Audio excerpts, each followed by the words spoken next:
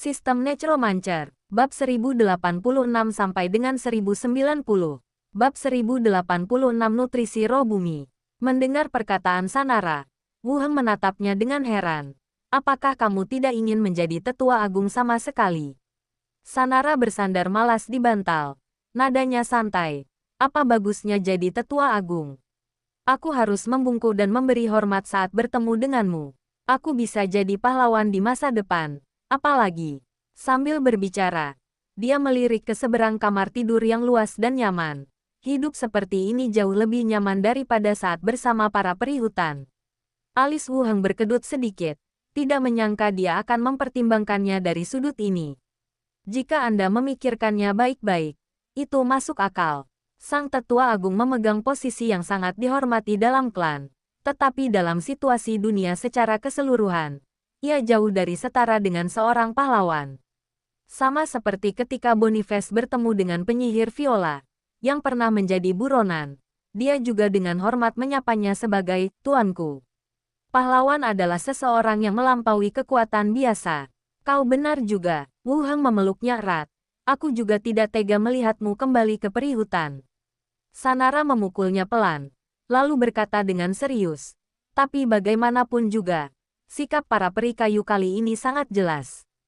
Tetua Agung juga memberitahuku di kereta bahwa para peri kayu bersedia menjadi pendukung setiamu dan mendukungmu dengan seluruh suku mereka. Apakah menurutmu mereka benar-benar semakin dekat? Wu Heng merangkul bahunya dan memasukkan tangannya ke kerah bajunya yang longgar. Sanara merenung. Setidaknya untuk saat ini, para peri hutan terikat erat dengan Pulau Harta Karun. Saya juga berharap para peri kayu bisa semakin baik. Namun seiring berjalannya waktu, hubungan ini akan berubah. Wu Heng mengungkapkan kekhawatirannya. Dasar kerjasama antara kedua belah pihak masih berupa pertukaran kepentingan. Jika suatu hari ia melemah dan gereja atau pahlawan lainnya bangkit, para peri kayu harus berjuang untuk bertahan hidup. Mungkin bukan tidak mungkin untuk membuat pilihan lain. Pada saat itu, para pahlawan yang dilatih untuk peri kayu akan digunakan untuk menghadapi musuh mereka sendiri. Dia tidak takut menolak tetua agung. Lagi pula, ini pertama kalinya mereka bertemu. Tapi dia agak khawatir itu akan mempermalukan Sanara. Sanara mengangguk. Aku mengerti kekhawatiranmu. Tujuan Dewan Tetua adalah untuk melindungi keberlangsungan suku. Wajar untuk menilai situasi dan mempertimbangkan pro dan kontranya. Setelah berpikir sejenak, ia melanjutkan. Berapa banyak lagi kontrak perbudakan yang bisa kau tanda tangani? Kalau tidak, mari kita lanjutkan dengan metode kontrak perbudakan. Aku akan bicara dengan para tetua. Tidak usah terburu-buru, lanjut Wu Heng. Sebenarnya, aku tidak hanya mempertimbangkan peri kayu. Aku juga mempertimbangkan wilayah di sekitar kota Rentam dan kerajaan Yeko di Britani. Pada akhirnya, pengembangan tempat-tempat ini akan membutuhkan banyak orang berbakat untuk mendukungnya. Apa kau berencana mendukung sebanyak itu? Manusia jauh lebih lemah daripada peri kayu dalam hal naik level, Sanara mengingatkan. Para peri hutan memiliki bakat luar biasa dan umur panjang. Dan keunggulan bawaan ini memang sulit dicapai oleh manusia. Wu Heng berkata, saya berpikir mungkin kita bisa mendirikan akademi untuk mengembangkan berbagai bakat secara sistematis. Ini mungkin lebih bermakna daripada hanya menghasilkan satu atau dua pahlawan lagi. Mata Sanara menyipit. Ini adalah ide yang belum pernah ada sebelumnya. Apakah kamu tidak takut orang-orang yang kita latih akan menyerang kita di masa depan? Ini baru ide awal saat ini. Kita bisa membahasnya perlahan-lahan bagaimana cara menerapkannya. Wu Heng membelai rambutnya dengan lembut. Katakan saja pada tetua agung bahwa kau masih mempertimbangkannya. Oke, tidurlah lebih awal. Kamu capek banget latihan akhir-akhir ini. Sanara tidak berkata apa-apa lagi. Dia mengulurkan tangan untuk mematikan lampu, memeluknya erat-erat, dan segera tertidur. Keesokan paginya, cahaya pagi menyebar di jalan-jalan berbatu biru, menghasilkan lapisan cahaya keemasan. 4 distrik komersial di pulau itu telah terbangun, dan udara dipenuhi aroma panekuk bakar, kekayaan sup makanan laut, dan aroma menggoda dari berbagai kios makanan ringan. Angin berhembus membawa harumnya ke tiap jalan dan gang, membuat orang yang lewat menelan ludah. Pada saat ini, 3 orang perwakilan kamar dagang yang berpakaian rapi keluar dari kedai sambil menguap, membeli sarapan di pinggir jalan, dan berbincang penuh semangat sambil makan. Saya menghabiskan sepanjang malam memikirkannya dan menghasilkan satu set combo. Saya akan mencobanya di kasino nanti. Benar-benar luar biasa. Lupakan saja. Menurutku mesin dansa itu cukup menyenangkan. Kedua gadis yang memainkan mesin dansa itu cukup hebat. Saya melihat banyak orang mengerumuni mereka setiap kali mereka naik panggung. Saat mereka asyik mengobrol dan tertawa, mereka bertiga tiba-tiba berhenti. Antrean panjang terbentuk di depan toko di depan, membentang dari pintu toko hingga ke sudut jalan, dengan orang-orang terus berlari untuk bergabung dalam antrean. Orang-orang berbisik satu sama lain. Wajah mereka penuh rasa ingin tahu dan semangat. Ketiganya langsung bersemangat. Ada yang baru di pulau ini. Saat saya mendekat, saya mendengar suara trompet yang keras dan jelas dimainkan berulang-ulang, khusus untuk Island Masters Mansion. Pulpen dan arloji kompas sekarang sedang dijual. Karavan dengan sertifikat dagang diprioritaskan. Pembelian satuan dibatasi hingga 3, selama persediaan masih ada. Ternyata barang-barang baru di pameran sekarang dijual. Treasure Island sudah mulai menjual barang. Mengapa tidak ada berita sama sekali? Saya sedang antri di sini. Kembali dan panggil bantuan. Berita itu menyebar seperti api di seluruh pulau. Hanya dalam waktu setengah jam, semua titik penjualan dipenuhi orang. Orang-orang dari berbagai ras dan identitas berkumpul bersama. Dan kebisingan, diskusi, dan dagangan berbaur menjadi satu. Banyak penduduk setempat yang ikut bersenang-senang, menunjuk dan tertawa. Seluruh ruas jalan diblokir sepenuhnya. Asosiasi. Di ruang belajar di lantai 3, 3 tetua yang datang dari markas mereka berdiri di jendela, diam-diam memperhatikan keributan di bawah. Nada suara tetua elf itu dipenuhi kejutan. Pemandangan ini bahkan lebih mengejutkan daripada yang diberitakan di koran. Saya khawatir semua kamar dagang terkemuka di sekitar Laut Zamrud telah mengirim orang ke sini. Tetua kurcaci itu tersenyum, mengelus jenggotnya, dan berkata, lebih dari itu. Aku bahkan pernah melihat serikat dagang yang sudah ada sejak berabad-abad lalu mengirim orang ke sini, dan mereka jauh dari Laut Zamrud.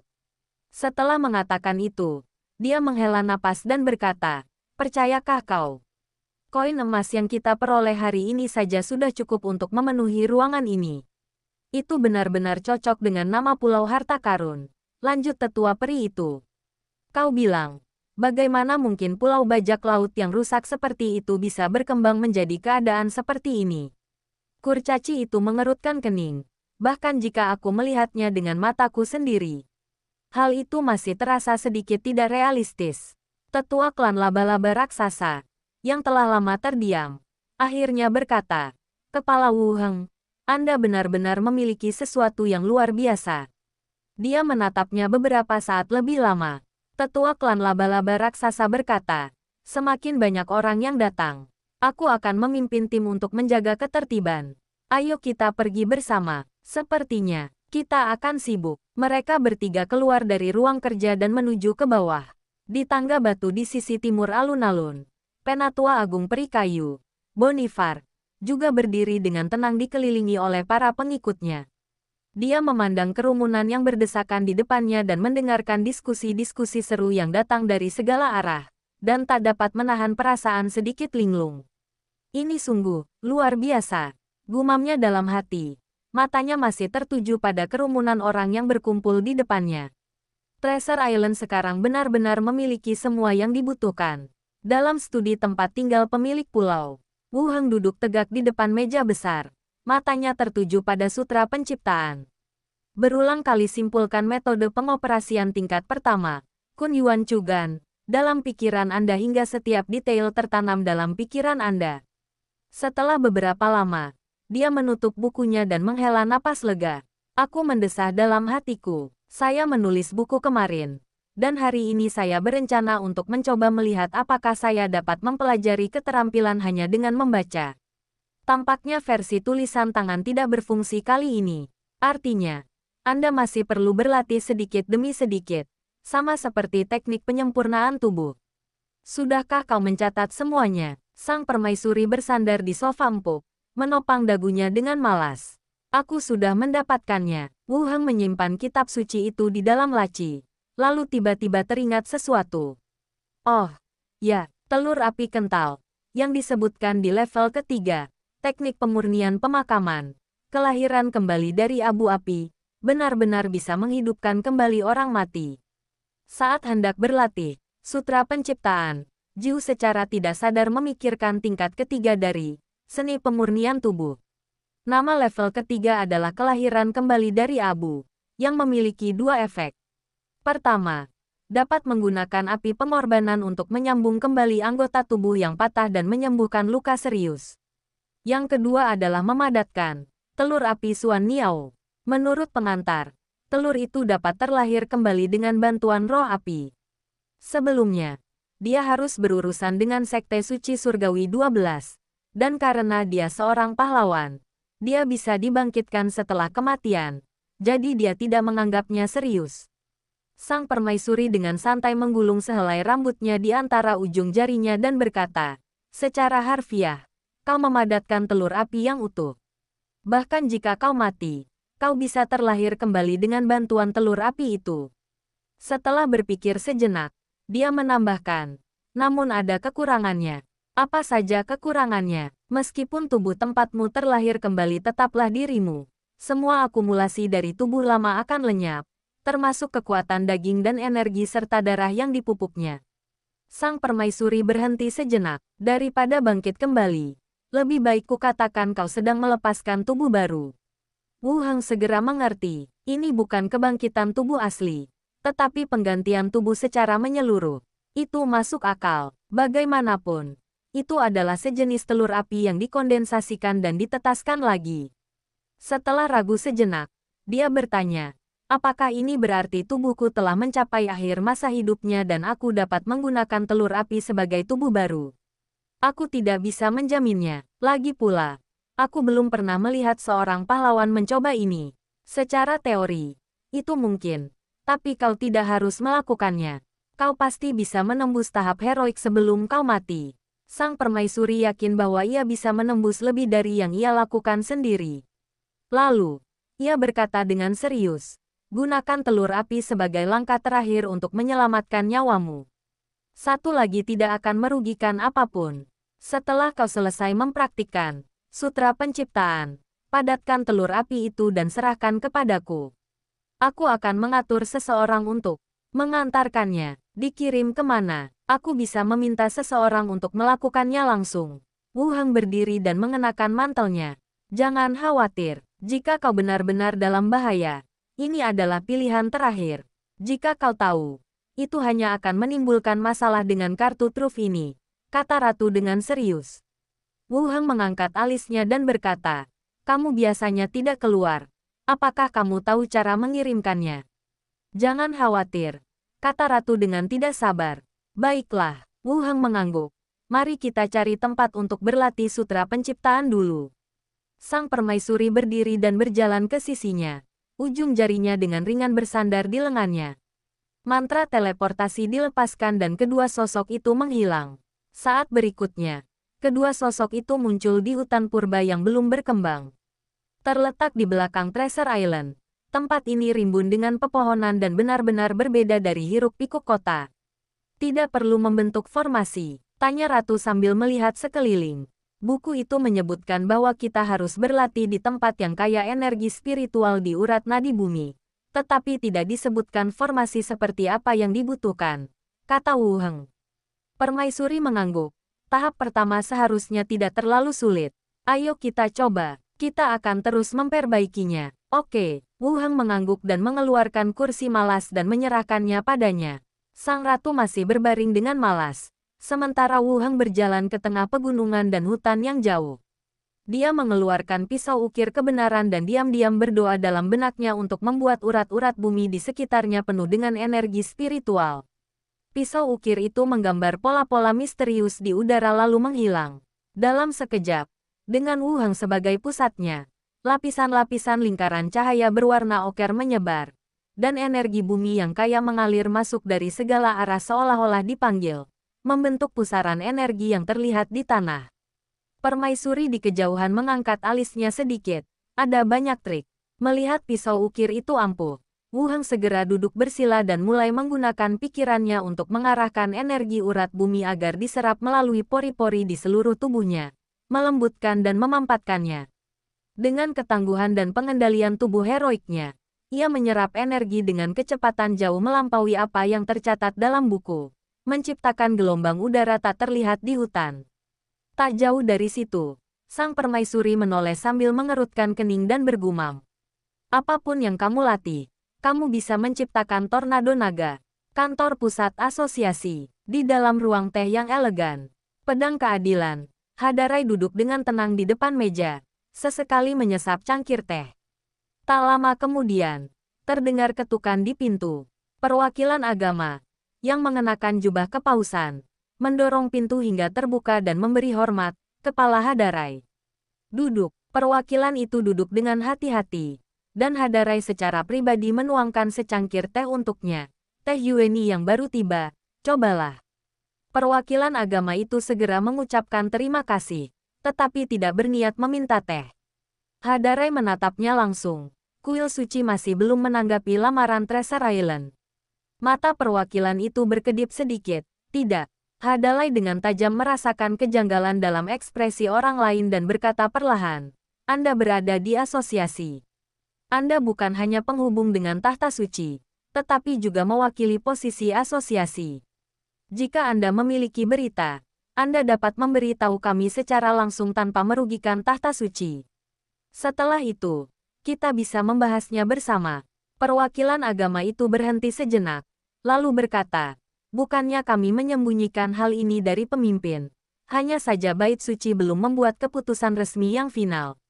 Bagaimana sikap saat ini? Tanya Hadarai. Kami tidak punya niat untuk menanggapi Treasure Island, kata perwakilan agama tersebut secara langsung. Hadarai menyipitkan matanya dan menatap orang lain. Saat ini, kubu Wu Heng sedang kuat dan tahta suci jelas berada dalam posisi yang kurang menguntungkan. Sekalipun ada dendam lama, adalah bijaksana untuk meredakan situasi secara terbuka. Namun bagaimana sikap tahta suci? Apakah ada cara lain untuk melawan Wu Heng? Atau apakah Anda sudah bersiap untuk yang terburuk? Ia merenung sejenak, lalu menasihati. Hanya ada sedikit kesalahpahaman di antara kalian berdua. Menyelesaikannya secara damai adalah bentuk terbaik dari hidup berdampingan. Menyimpan dendam lama bukanlah hal yang rasional. Kuharap kau akan terus membujuk Aula Suci. Saya akan mengikuti instruksi pemimpin dan menyampaikan pesannya. Perwakilan itu berdiri, memberi hormat, lalu mundur dengan tenang. Hadarai duduk sendirian di ruangan itu, meminum teh di cangkir, lalu keluar dari ruang teh. Di area pelatihan Pulau Emas dan Harta Karun, energi urat bumi tiba-tiba menjadi sangat kuat dan segera diserap ke dalam tubuh Wu Heng. Wu Heng duduk bersila dan menyerap informasi ketika sebuah perintah sistem berbunyi di telinganya. Fitur yang tidak terkunci, Earth Spirit Nourishment. Hati Wu Heng tiba-tiba bergetar. Selesai, saya baru saja menyelesaikan tahap pertama kultivasi. Bab 1087 Telur Api yang Mengembun. Wu Heng perlahan membuka matanya, merasakan energi bumi yang kaya perlahan mengalir melalui tubuhnya, yang membentuk resonansi indah dengan bumi di bawah kakinya. Hanya setelah 1 kali berlatih, ia berhasil menembus level pertama Sutra Penciptaan, yang bahkan mengejutkan dirinya sendiri. Dengan atribut pangkat heroikku saat ini sebagai fondasi, tentu akan lebih mudah bagiku untuk kembali dan berlatih tahap pengantar ini. Namun seseorang juga dapat merasakan bahwa kesulitan dalam mempraktikkan Sutra Penciptaan ini jauh lebih sederhana daripada seni pemurnian tubuh, dan metode praktiknya lebih lembut. Daripada menyerap energi api secara keras untuk memperkuat tubuh secara paksa. Selain itu, pisau kebenaran secara paksa mengumpulkan urat-urat tanah, menyediakan lingkungan yang sangat baik untuk kultivasi. Jadi peningkatan selanjutnya tidak akan terlalu lambat. Ia berpikir cepat dalam benaknya, berdiri, memegang pisau ukir, dan mengusapnya pelan di udara. Aturan-aturan yang telah diubah sebelumnya lenyap, dan energi bumi yang kaya di sekitarnya perlahan-lahan mereda. Sang permaisuri berdiri dari kursi malas dan berjalan mendekat, mengamatinya. Bagaimana perasaanmu? Wu Heng tersenyum. Fase 1. Selesai. Alis halus boneka itu terangkat karena terkejut. Secepat itu. Apa kau sedang menyombongkan diri? Apa masalahnya? Lumayan. Sang ratu sedikit terkejut, namun segera menerimanya. Dengan kata lain, mulai dari seni pemurnian tubuh, Wu Heng perlu berlatih untuk mempelajari keterampilan. Tetapi dalam buku keterampilan sebelumnya, dia dapat mempelajarinya hanya dengan membacanya sekali. Sekarang setelah saya menyelesaikan tahap pertama pelatihan, tampaknya tidak ada yang mengejutkan. Setelah berkata demikian, dia berjalan ke arahnya dan memeluknya. Teleportasi dilepaskan, dan kedua sosok itu menghilang. Pada sore hari, Wu Heng tidur siang sebentar dan kemudian kembali ke ruang kerjanya. Permaisuri mendesak, kondisikan telur api, sehingga saya dapat mengatur pengirimannya. Bagus, perkara telur api memang sudah lama tertunda. Selain itu, ini juga merupakan cara untuk menyelamatkan hidup Anda, yang hanya akan menguntungkan Anda. Saya langsung setuju. Wu Heng menahan napas dan berkonsentrasi. Berlatih tingkat ketiga, teknik pemurnian tubuh, lagi.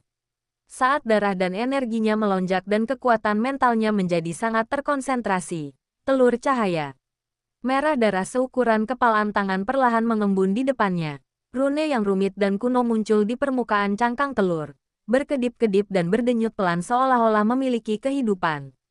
Saat kondensasi selesai, wajah Wu Heng menjadi sedikit pucat, tetapi kemampuan pemulihan yang kuat dari fisik heroiknya dengan cepat mulai bekerja, dan darah serta energinya segera terisi kembali. Ketika garis-garis pada permukaan telur api itu benar-benar menghilang dan cahayanya tertahan, sang permaisuri mengeluarkan sapu tangan sutra perak lembut yang telah dipersiapkan sejak lama, membungkusnya dengan hati-hati, dan meletakkannya di lengannya. Bisakah kita ringkas yang ini saja? Tanya Wu Heng. Tentu saja hanya ada satu. Apa kau benar-benar berpikir itu adalah benda kebangkitan dalam cerita petualangan yang bisa digunakan tanpa batas? Sang ratu menatapnya dengan tidak senang. Wu Heng mengingat kembali tempat-tempat yang diketahuinya yang memiliki roh api yang melimpah. Saran tersebut berbunyi, telur api perlu ditempatkan di tempat yang kaya akan roh api agar tetap aktif. Saya rasa gunung berapi inti cair kurcaci adalah pilihan yang tepat. Sang ratu mengangkat sebelah alisnya. Saya akan mempertimbangkannya. Melihat tatapan acuh tak acuh pihak lain, Wu Heng tidak banyak bicara. Baiklah.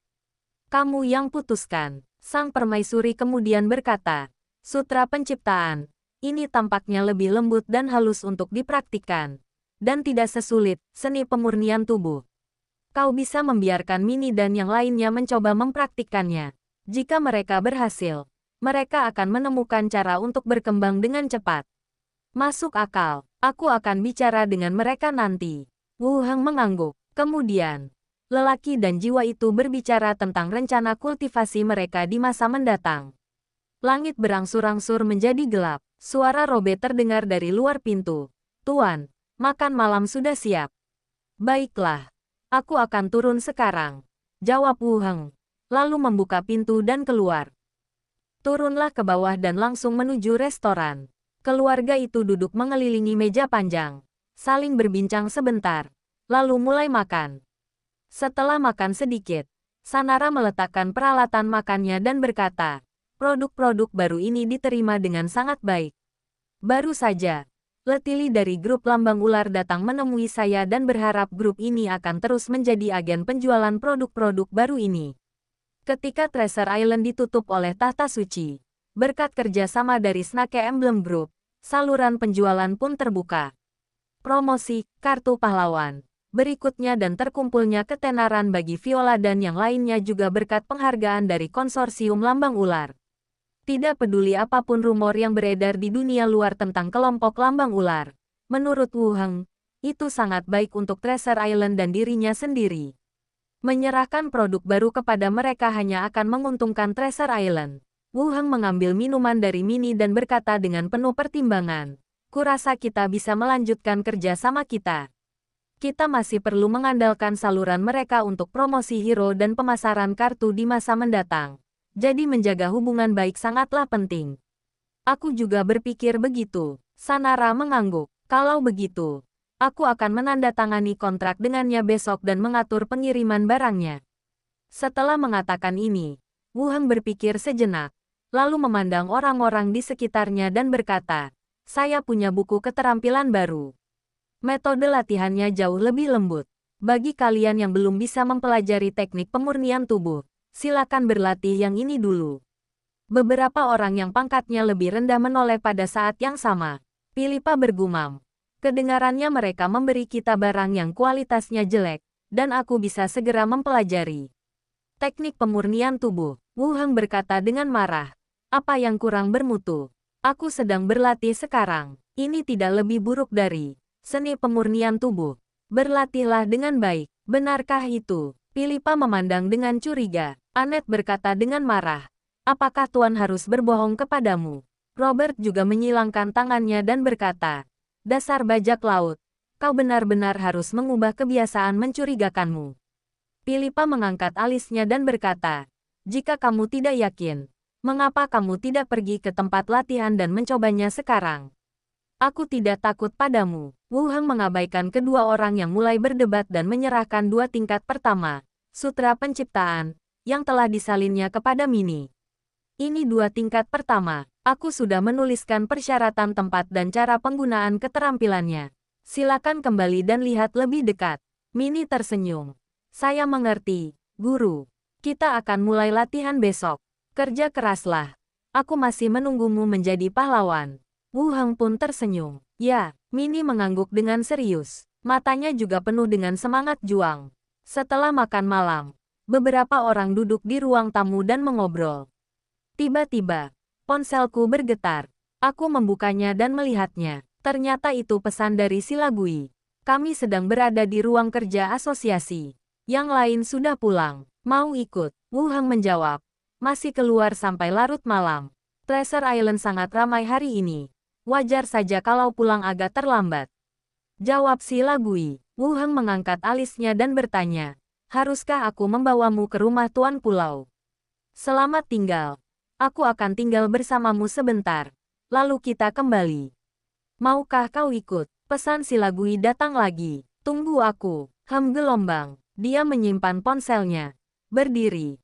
Dan berkata. Aku mau keluar sebentar. Ada yang harus kuurus di asosiasi. Sanela menatapnya dan bertanya. Apakah kamu akan kembali malam ini?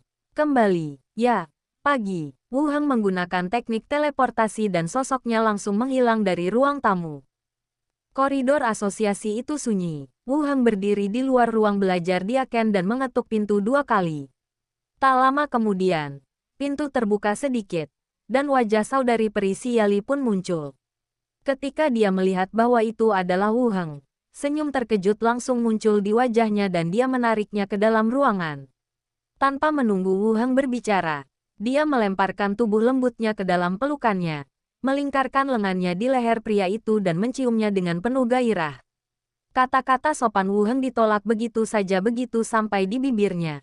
Pada saat ini, Silagui juga berjalan keluar dari kamar dalam, memeluk erat tubuhnya, dan mengusap lembut pipinya. Ketiganya sempat akrab beberapa saat. Setelah mereka sedikit terpisah, Wu Heng menatap kedua saudari peri dalam pelukannya dan tersenyum. Kenapa? Kalian sangat merindukanku. Tentu saja, mata Siali berbinar. Sejak ibu mereka datang ke pulau itu, mereka bertiga tidak pernah mempunyai kesempatan untuk berdua saja. Lagi pula, kami semua sangat sibuk dan tidak punya waktu di siang hari. Dan ibu mereka menjaga mereka di malam hari. Jadi kami sudah lama tidak bertemu. Apa yang kau rindukan dariku? Tanya Wu Heng sambil tersenyum. Lalu ia merangkul dan mengangkat mereka berdua, masing-masing satu di samping tubuhnya. Dia melirik ke ruang kerjanya, lalu berjalan menuju sofa.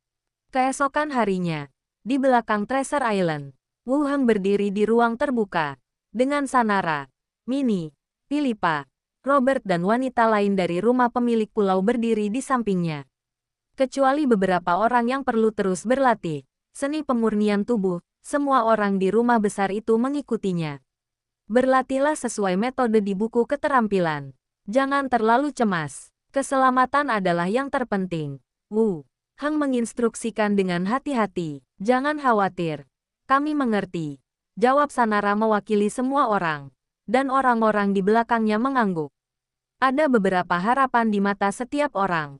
Lagi pula, Wu Heng sedang berlatih, yang berarti itu bukan keterampilan biasa. Asal kamu mempelajarinya, sehebat apapun itu, paling tidak dapat bermanfaat di masa yang akan datang. Sebaliknya, ia hanya dapat bertanggung jawab atas beberapa tugas lain-lain di rumah pemilik pulau itu.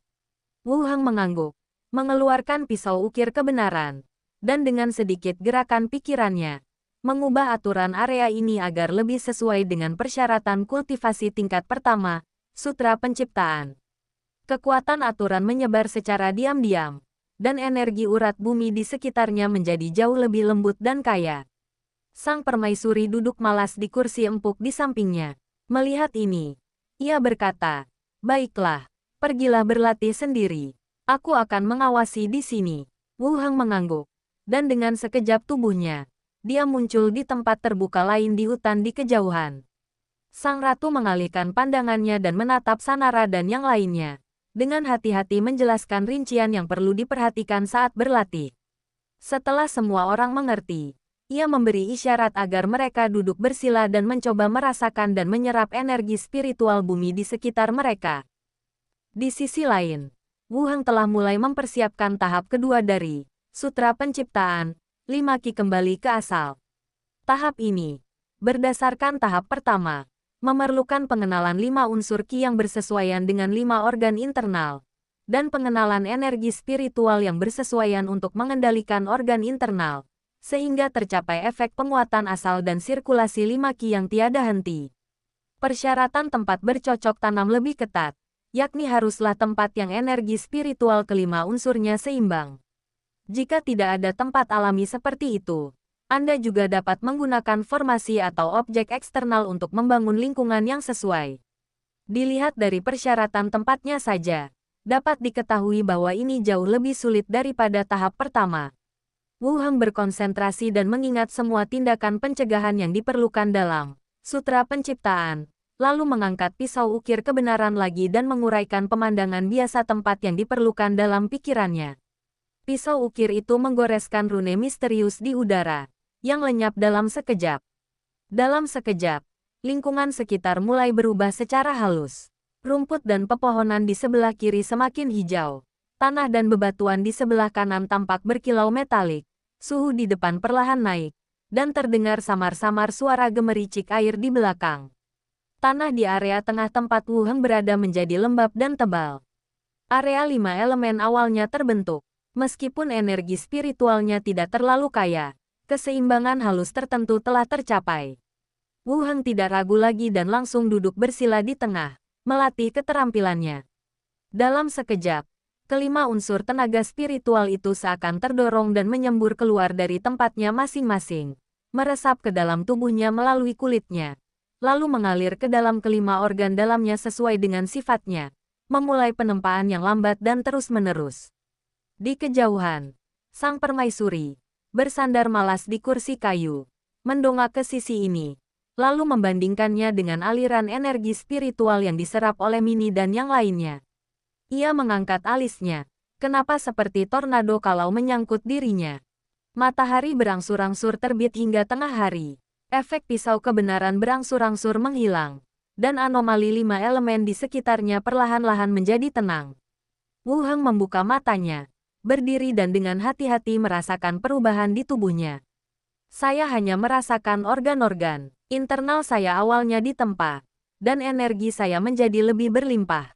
Tentu saja, perasaan bahwa saya adalah pahlawan dan memiliki kekuatan tak terbatas hanyalah perasaan yang halus.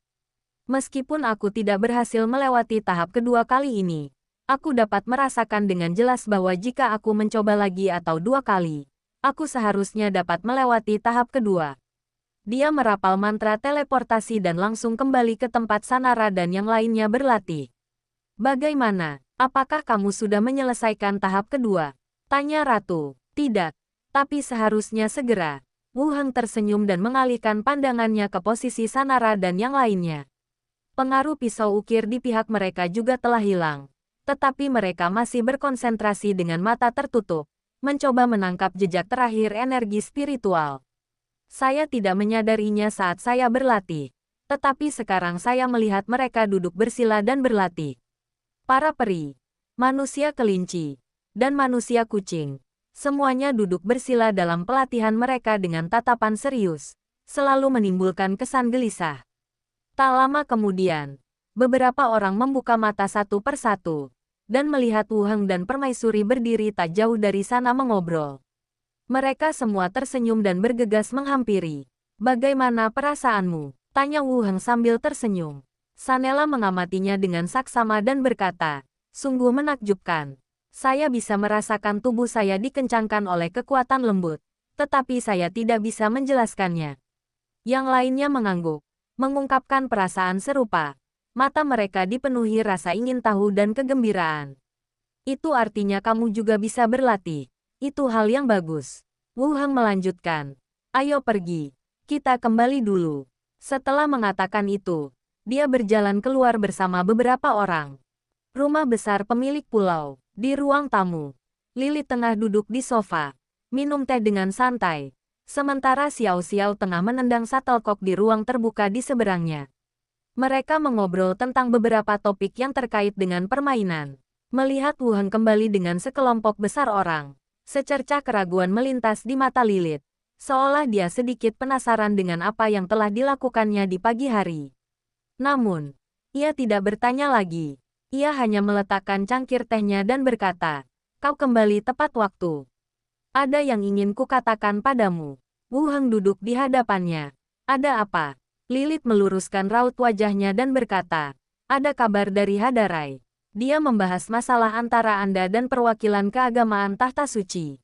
Mata Wu Heng sedikit menyipit, lalu, sikap Bait Suci, tampaknya tidak mau berdamai. Bab 1088 Rencana Penyelamatan. Ekspresi Wu Heng juga menjadi suram. Setelah menunggu berhari-hari, inilah hasilnya. "Bagaimana tepatnya Anda mengatakannya?" Lilith menjawab. Hadarai bilang perwakilan agama membalas pesan yang mengatakan, kuil suci belum mendapat tanggapan. Tapi saya rasa itu pada dasarnya penolakan. Mungkin mereka hanya tidak ingin membuat Anda marah sepenuhnya saat ini. Jika kau benar-benar takut membuatku marah, terimalah kesepakatan ini. Wu Heng mengambil cangkir teh dan menyesapnya. Lilith setuju. Aku juga tidak bisa menemukan jawabannya. Wu Heng merenung sejenak lalu bertanya, "Apakah mata-mata kita di sana baru saja mengirimkan berita?" "Tidak," mata Lilith menyipit. "Apakah kau curiga bahwa kuil suci diam-diam merencanakan sesuatu?" "Aku punya firasat mereka masih belum mau menyerah," kata Wu Heng dengan suara rendah. Lilith tahu apa yang dikhawatirkannya, dan secercah keraguan melintas di matanya. "Tidak mungkin sampai seperti itu, kan? Lagi pula, hal-hal tentang dewa hanyalah legenda." "Aku harap begitu," kata Wu Heng dengan nada berat. "Aku akan berinisiatif menghubungi mereka setelah aku kembali. Kalau masih belum ada kabar, aku sarankan Hadalai mengirim seseorang langsung ke kuil untuk menyelidiki."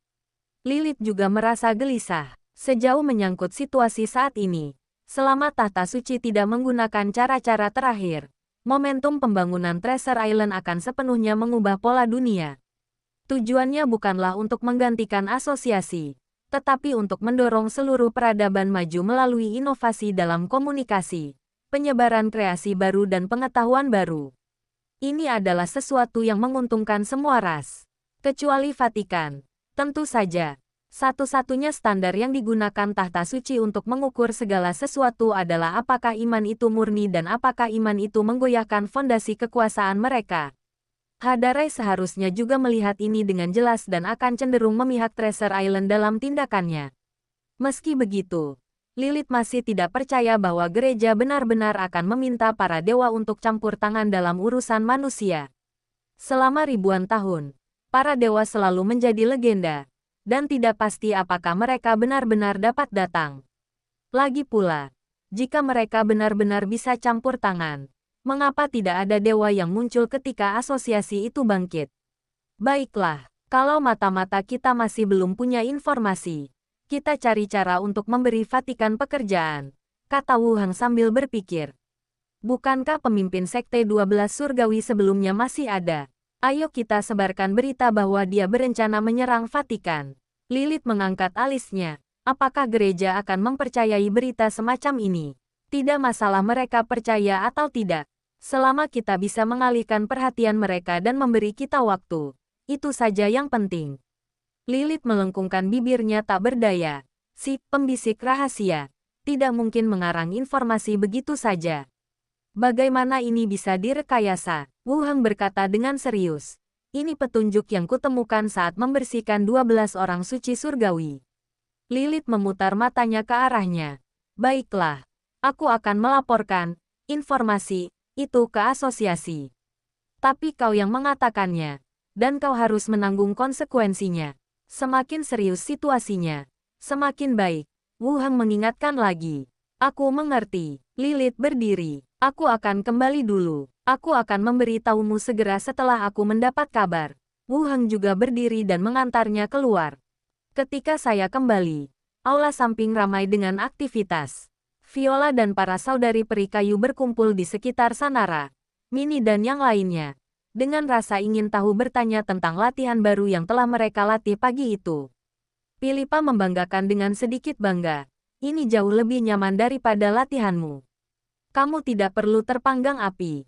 Robe mengangguk setuju. Memang terasa sedikit lebih lembut. Viola mendesah pelan. Tuan benar-benar mencintaimu dan secara khusus menemukan keterampilan semacam ini. Sylvain pun mengangguk. Benar sekali. Aku sungguh mencintai kalian. Beberapa orang berbicara dan tertawa. Tanpa ketegangan seperti ketika Wu Heng berbicara dengan Lilith. Berbalik dan melihat Wu Heng kembali.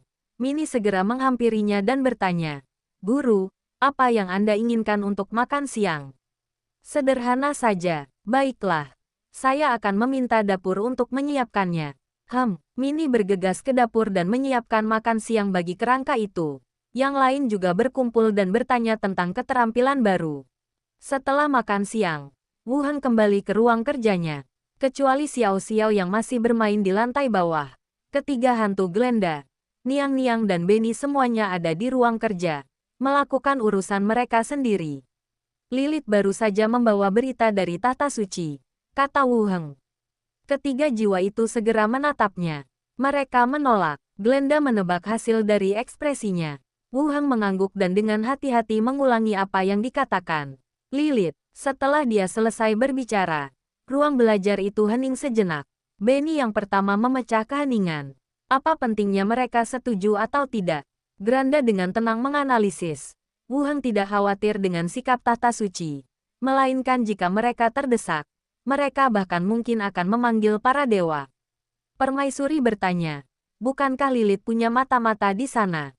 Kalau ada pergerakan, pasti ada kabar, kan? Sudah lama tidak ada kabar dari mata-mata kita, kata Wu Heng dengan suara berat. Jadi, kau curiga ada sesuatu yang salah? Glenda menatapnya. Glenda merenung sejenak. Nadanya tetap tenang. Tidak ada gunanya mengkhawatirkan ketidakpastian sekarang.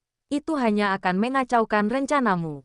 Tugas terpenting adalah meningkatkan kekuatanmu semaksimal mungkin untuk menghadapi krisis apapun. Aku mengerti. Aku hanya sedang membicarakan ini dengan kalian. Wu Heng menghela napas. Ayo kita pergi dan melihat dunia zombie.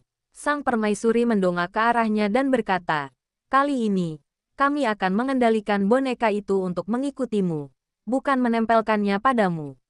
Wu Heng mengangguk dan menoleh ke Benny. Benny, bawa Xiao Xiao kembali. Kami siap berangkat.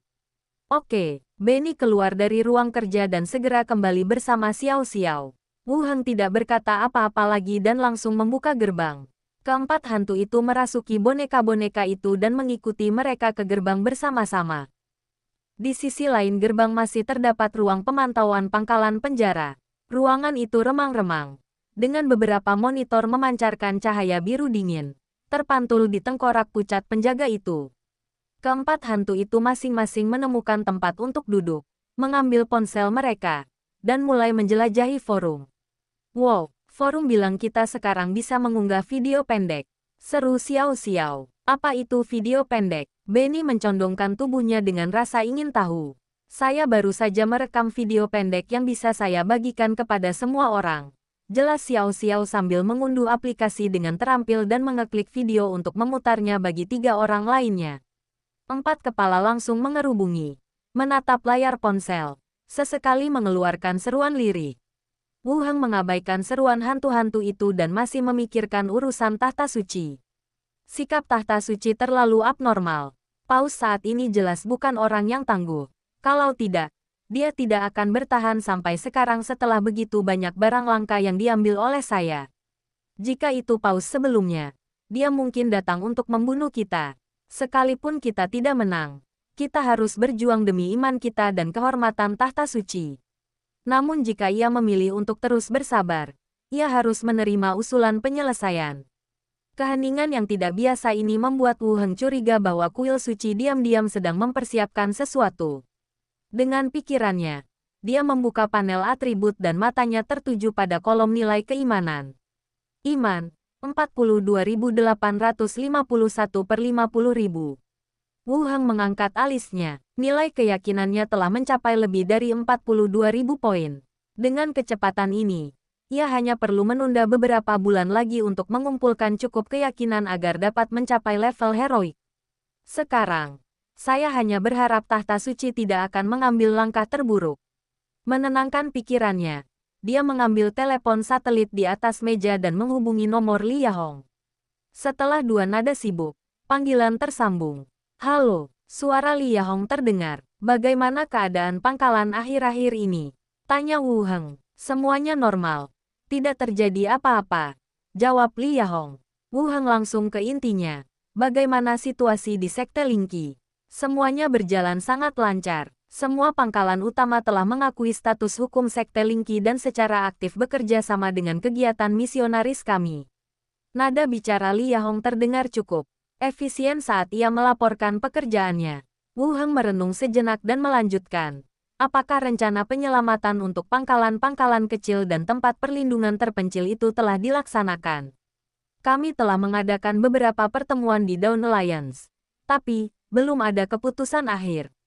Wu Heng berkata, siapkan pesawatnya. Aku harus pergi ke pangkalan Korea Selatan.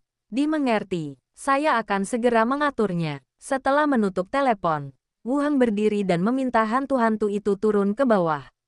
Kemudian naik kendaraan off-road ke Bandara Sinfu. Pesawat mendarat dengan mulus di Bandara Pangkalan Korea Selatan. Pintu terbuka dan Wu Heng berjalan menuruni tangga. Qi Hancai yang telah menunggu di landasan segera membawa orang untuk menyambut mereka. Hari ini, Qi Hancai mengenakan jaket coklat rapi, kaos putih sederhana di dalam, celana jeans ramping dan sepasang sepatu bot kulit bertali tinggi. Tampak sangat berwibawa. Seekor burung hantu putih berdiri di bahu, membawa tas kulit mini di bahunya dan mengenakan topi bowler mini di kepalanya. Matanya yang bulat mengamati sekeliling dengan waspada. Hewan yang dilatih Wu Heng untuknya diubah menjadi hewan peliharaan hias. Di belakang Qi Hancai berdiri 2 petugas kerangka yang tinggi, dan di belakang mereka diikuti beberapa manajer senior pangkalan. Sekelompok orang menunggu di sini dengan tenang. Aura mereka begitu kuat sehingga membuat auranya semakin kuat. Ketua, Qi Hancai melangkah maju dan menyapa sambil tersenyum. Dan orang-orang di belakangnya juga memberi hormat dengan hormat. Kemudian tatapannya melewati Wu Heng dan dengan rasa ingin tahu beralih ke 2 wanita asing di belakangnya. Keduanya adalah Xiao Xiao dan Niang Niang. Glenda dan Benny tidak mengendalikan boneka-boneka itu, melainkan mengikuti mereka dalam wujud hantu dan tidak dapat dilihat oleh orang biasa. Dalam lingkungan saat ini, identitas hantu tidak perlu dirahasiakan. Karena dia bersedia muncul dalam bentuk boneka, Wu Heng tidak berniat menghentikannya. Siapakah mereka berdua? Qi Hancai tak dapat menahan diri untuk bertanya. Aku Xiao Xiao. Bibi Qi. Boneka Xiao Xiao berinisiatif berbicara, lalu menggenggam tangan permaisuri di sampingnya dan memperkenalkan, ini bibiku. Tante, mata Qi Hancai langsung melebar, dan wajahnya penuh kejutan. Bukankah Xiao Xiao itu hantu? Kok tiba-tiba aku punya tubuh asli? Lagi pula, dia tidak pernah mendengar bahwa Wu Heng dan Xiao Xiao punya bibi. Qi Hancai menatap sang permaisuri. Namun sang permaisuri tidak berniat untuk menyapanya. Wu Heng berkata, nanti aku ceritakan lebih lanjut. Ayo kita ke ruang rapat dulu. Baiklah. Qi Hancai menekan keraguan di hatinya dan mengangguk. Wu Heng menoleh ke arah Xiao Xiao dan Niang Niang dan berkata, Kalian berdua harus pergi ke kediaman kalian terlebih dahulu. Bisakah kita pergi ke pasar? Xiao Xiao langsung mengangkat tangannya. Oke, hati-hati. Kalau kamu mau beli apa-apa, pakai saja rekening Bibi Qi. Wu Heng melambaikan tangannya dengan murah hati. Qi Hancai tersenyum dan mengeluarkan dompet dari sakunya, lalu mengeluarkan sejumlah uang. Membuat catatan keuangan di sini tidak mudah. Bibi akan memberimu uang. Beli saja apapun yang kamu mau. Xiao Xiao melirik Wu Heng dan menerimanya ketika melihatnya mengangguk. Terima kasih, Bibi. Setelah berkata demikian, dia pun menarik permaisuri pergi dengan gembira. Rombongan tiba di ruang konferensi di area inti pangkalan dan mengambil tempat duduk. Qi Hancai pertama-tama memimpin beberapa eksekutif senior untuk melaporkan secara singkat perkembangan terkini dan rencana pengembangan pangkalan. Setelah laporan, para talenta lainnya pergi satu demi satu. Dia dan Wu Heng adalah satu-satunya yang tersisa di ruangan itu. Suasananya sedikit rileks. Qi Hancai sedikit mencondongkan tubuh ke depan dan menatap Wu Heng sambil tersenyum menggoda. Apakah kamu datang ke sini kali ini karena merindukanku? Atau apakah kamu punya instruksi penting? Wu Heng juga tertawa. Tentu saja aku merindukanmu. Setelah jeda sejenak, nadanya berubah serius. Ngomong-ngomong, aku punya sesuatu yang penting untuk dibicarakan denganmu. Mengenai langkah selanjutnya dari Aliansi Fajar. Qi Hancai menunjukkan ekspresi seperti yang diharapkan, dan berkata sambil tersenyum, ada ide baru. Jangan ragu untuk memberi tahu saya. Wu Heng merenung sejenak dan berkata, ada 2 poin utama. Pertama, kita perlu lebih meningkatkan upaya publisitas Sekte Lingqi. Ini tidak hanya harus terbatas pada wilayah kita, tetapi juga mencakup semua basis anggota Aliansi Fajar. Li Yahong, Suster Zhao, dan saya sudah membahas hal ini. Kami berencana untuk meningkatkan investasi di Gereja Lingqi dengan tujuan menarik lebih banyak jemaat. Qi Hancai menjawab dengan lancar, dan jelas bahwa ia sudah memiliki rencana untuk masalah ini. Wu Heng mengangguk setuju dan melanjutkan.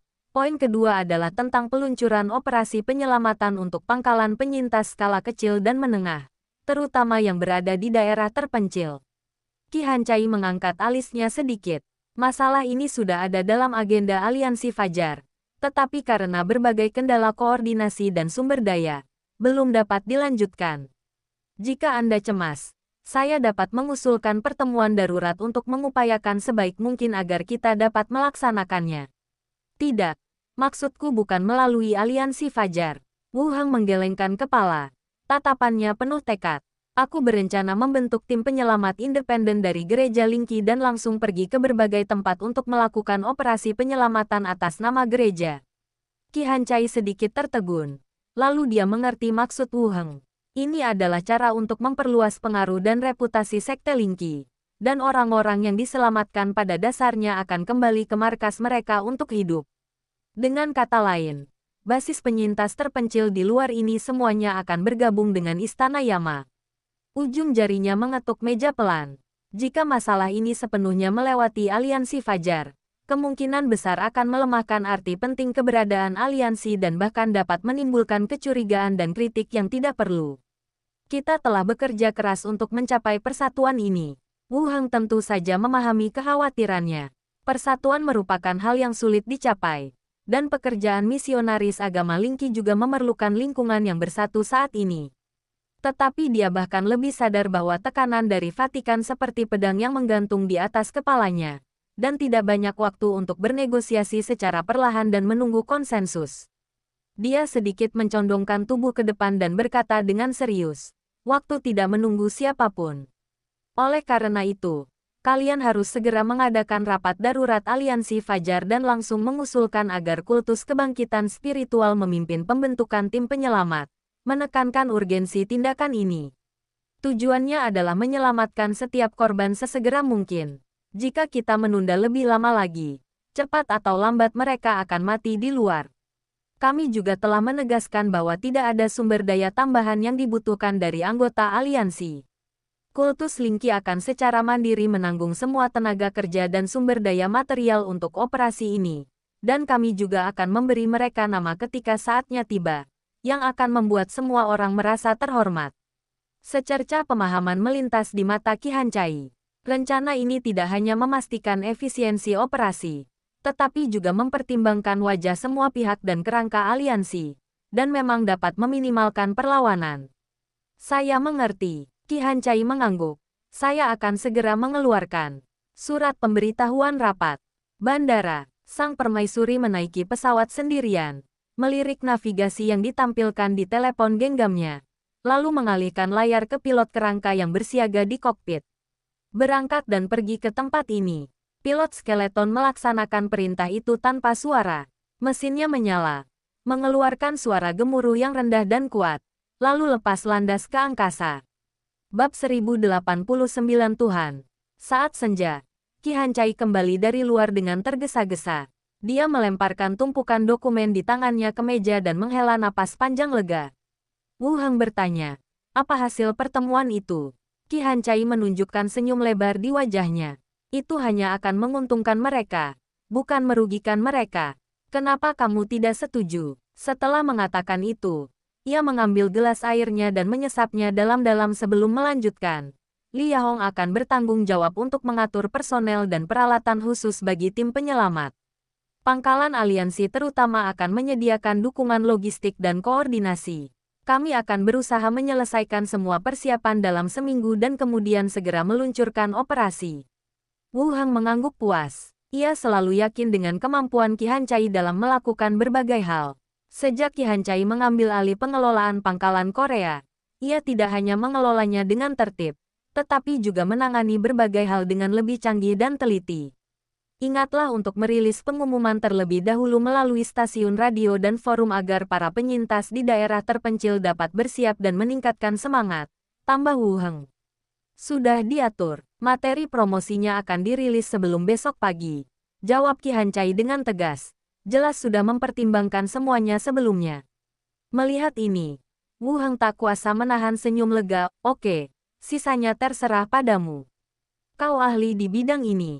Jangan khawatir, aku bilang seminggu. Mungkin tidak akan selama itu. Qi Hancai penuh percaya diri. Lalu mengubah nadanya.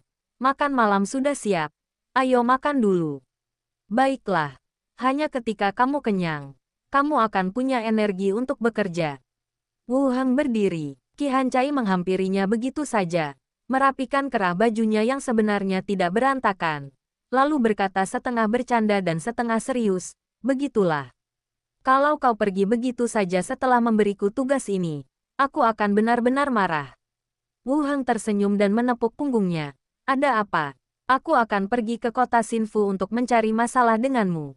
Aku akan tinggal dimanapun kau tinggal dan tidak akan pergi. Mata Qi Hancai bergerak dan dia menjawab sambil tersenyum. Baiklah. Aku akan mencoba malam ini dan melihat apakah kamu masih bisa bangun besok. Mendengar ini, Qi Hancai meninjunya pelan dengan nada kesal. Tidak perlu, berusaha keras. Lakukan saja seperti biasa. Mereka berdua berjalan keluar kantor sambil tertawa dan mengobrol dengan suara pelan. Pergi ke kafetaria untuk makan bersama, dan kemudian kembali ke kediaman mereka untuk beristirahat. Keesokan paginya, Wu Heng kembali ke asrama sementaranya di pangkalan Korea Selatan. 4 hantu berkumpul di ruangan itu. Masing-masing sibuk memainkan ponselnya. Melihatnya masuk, Xiao Xiao langsung mengangkat casing ponsel warna-warni di tangannya dan berkata seolah sedang memberikan hadiah. Paman, lihat. Aku membeli casing ponsel baru untuk semua orang.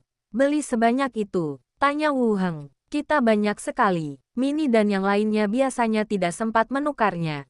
Jadi sebaiknya kita beli lebih banyak, kata Xiao Xiao sambil mengeluarkan sebuah kotak anti jatuh hitam sederhana dan menyerahkannya. Paman, ini punyamu. Xiao Xiao kita semakin peka. Wu Heng tersenyum dan mengusap rambutnya, lalu mengambil casing ponselnya. Sambil duduk, Glenda mulai berbicara. Postingan di forum tentang kultus Linky yang memimpin penyelamatan telah menjadi viral. Tak lama setelah diposting, sudah ada ratusan komentar. Bagaimana sikap semua orang? Tanya Wu Heng sambil memasang casing baru untuk ponselnya dan membuka forum. Dukungannya sangat besar. Banyak yang mengatakan ini seharusnya sudah dilakukan sejak lama dan bisa menyelamatkan lebih banyak orang. Lanjut Granda. Wu Heng mengklik postingan yang disematkan. Kultus Linki akan memimpin aliansi Fajar untuk meluncurkan operasi penyelamatan skala besar bagi para penyintas di daerah terpencil dan berisiko tinggi. Komentar di bawah diperbarui dengan cepat. Saatnya bertindak. Jempol untuk Kultus Linki. Aliansi Fajar terlalu tidak efisien sebelumnya. Jika bukan karena promosi Gereja Kebangkitan Spiritual, siapa yang tahu berapa lama ini akan berlangsung? Masih banyak zombie di sini. Dan makanan kita tidak akan bertahan beberapa hari lagi. Mohon bantuannya dulu. Koordinat terlampir. Ini adalah organisasi yang benar-benar melakukan sesuatu untuk para penyintas. Jumlah komentar telah meningkat dari beberapa ratus menjadi ribuan dalam sekejap mata. Terlepas dari berapa banyak orang yang dapat diselamatkan pada akhirnya, operasi ini sendiri telah sangat meningkatkan reputasi dan citra publik sekte Linki. Wu Heng merenung sejenak dan merasa puas dengan tren opini publik saat ini. Masalah ini sudah diserahkan kepada Qi Hancai. Dia akan membentuk tim untuk bertanggung jawab atas penyelamatan. Kita tidak perlu campur tangan lagi. Baiklah, atur saja. Glenda setuju. Wu Heng berdiri dan berkata, ayo pergi. Ayo naik pesawat pulang. Oh, beberapa hantu mengangguk, lalu mengikutinya keluar. Setelah mengucapkan selamat tinggal kepada Qi Hancai di luar landasan pacu, dia naik pesawat dan kembali ke penjara kota Xinfu. Lalu pergilah melewati penjara dan menuju ke Treasure Island. Di dalam rumah pemilik pulau. Begitu Wu Heng dan Permaisuri turun dari lantai atas, mereka melihat Xiao Xiao memegang kotak kardus dan membagikan casing ponsel kepada para wanita di keluarga itu. Meskipun Xiao Xiao masih muda, pikirannya jauh lebih dewasa daripada anak-anak lain seusianya. Dia sangat pandai menjaga hubungan baik dengan semua orang dengan caranya sendiri. Dan semua orang di Island Masters Mansion sangat menyukainya. Terutama Lilith, Sanara dan lainnya. Meskipun Wu Heng dan dirinya sendiri tidak dapat memiliki anak, mereka merasa ingin memperlakukan Xiao Xiao seperti putri mereka. Wu Heng berjalan turun ke bawah dan bertanya, apakah kamu sudah berlatih? Sanara tersenyum dan berkata, saya menyelesaikan latihan saya di pagi hari. Apakah ada yang berhasil berkultivasi? Tanya Wu Heng. Para wanita itu saling memandang dan menggelengkan kepala. Tidak apa-apa. Santai saja.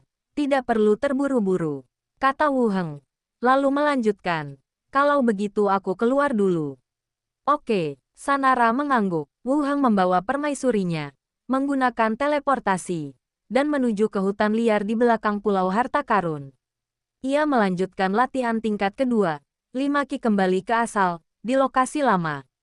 Pandu energi spiritual kelima elemen untuk menenangkan organ dalam Anda. Saat senja mendekat, efek pisau kebenaran menghilang. Dan dia bangkit dan kembali bersama permaisuri. Kembali ke rumah pemilik pulau. Di ruang tamu, Silagel, Siyali dan para peri kayu sedang duduk bersama sambil mengobrol. Wu Heng, Siyali melambaikan tangan pertama dan berkata sambil tersenyum. Ibuku sudah pulang. Katanya nanti akan mengajak ayahku berkunjung ke pulau ini. Wu Heng tersenyum dan berkata, tulis saja suratnya dan beritahu aku. Untuk apa melakukan perjalanan seistimewa ini? Dia punya urusannya sendiri. Dan setelah kembali kali ini, dia mungkin tidak akan kembali dalam waktu dekat. Siyali menjelaskan. Kami telah menginstruksikan secara khusus bahwa situasi spesifik di pulau itu tidak akan diungkapkan kepada dunia luar. Tidak apa-apa kalau aku cerita ke siapapun. Wu Heng tersenyum dan bertanya, bagaimana perkembangan kultivasimu akhir-akhir ini? Si Gui menjawab, semuanya berjalan cukup baik, tetapi mungkin butuh waktu sebelum mencapai terobosan. Kalau kau mau, serahkan saja urusan asosiasi kepada mereka. Karena 3 tetua sudah ada di sini, kau bisa tinggal di kediaman kepala pulau dan berlatih, kata Wu Heng langsung. Sila hendak bicara, tetapi ia urungkan niatnya dan melirik yang lain dengan waspada. Akan kupikirkan, semua orang mengobrol sebentar, makan malam sudah siap, jadi mereka duduk untuk makan bersama.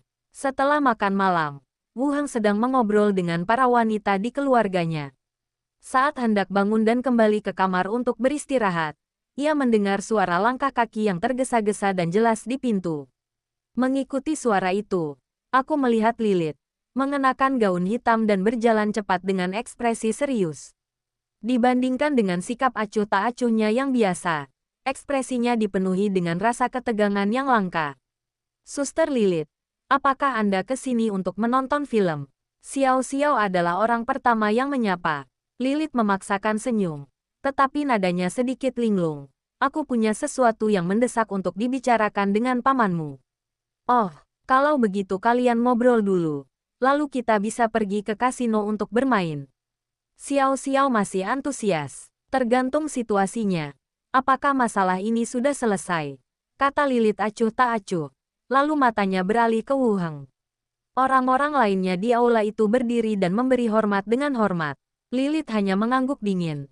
Lalu berkata kepada Wu Heng, ikutlah denganku. Setelah berkata demikian, dia langsung berjalan menuju aula samping. Hati Wu Heng mencelos. Ia segera mengikutinya masuk, menutup pintu, dan bertanya, ada apa? Saya sudah melaporkan ke markas besar kami berita yang Anda sebutkan sebelumnya tentang kemungkinan mantan pemimpin gereja suci surgawi ke-12 menyerang tahta suci. Sekarang tergantung apakah tahta suci akan mengambil tindakan sebagai hasilnya. Lilith duduk di satu kursi. Nadanya tenang. Ada hal lain, kan? Wu Heng menatapnya. Lilith terdiam sesaat. Wajahnya muram. Dan suaranya semakin pelan. Aku mencoba menghubungi informanku di kuil suci, tetapi tidak mendapat respons. Dia berhenti sejenak dan menarik napas dalam-dalam. Saya menggunakan benda langka untuk menyelidiki. Dia sudah mati. Radio itu kemungkinan besar ada di tangan si pembunuh. Pupil mata Wu Heng tiba-tiba mengecil, dan hawa dingin menjalar ke tulang punggungnya. Setelah menunggu cukup lama, akhirnya ia berbicara. Dengan kata lain, diamnya Vatikan akhir-akhir ini bukan karena keraguan, melainkan karena mencari mata-mata di dalam gereja. Kita tidak bisa sepenuhnya yakin itu perbuatan Vatikan, tapi semua petunjuk mengarah pada kemungkinan terburuk. Suara Lilith terdengar datar. Di mana mata-mata lainnya? Tanya Wu Heng. Lilith menggelengkan kepalanya. Ada beberapa lagi, tapi levelnya lebih rendah. Jadi beritanya hanya bisa disampaikan melalui surat-surat sesekali. Dan yang meninggal itu wakil diaken asosiasi. Bahkan dia digali dan disingkirkan. Yang lainnya mungkin juga dalam bahaya besar. Apalagi menyebarkan beritanya. Wu Heng menyipitkan matanya sedikit. Dan perasaan krisis yang kuat seakan mencekik tenggorokannya. Firasat terburuk menjadi kenyataan. Apakah ada informasi lainnya? Wajahnya berubah muram. Tidak. Hanya itu. Lilith menggelengkan kepalanya dan bertanya, apa rencanamu sekarang?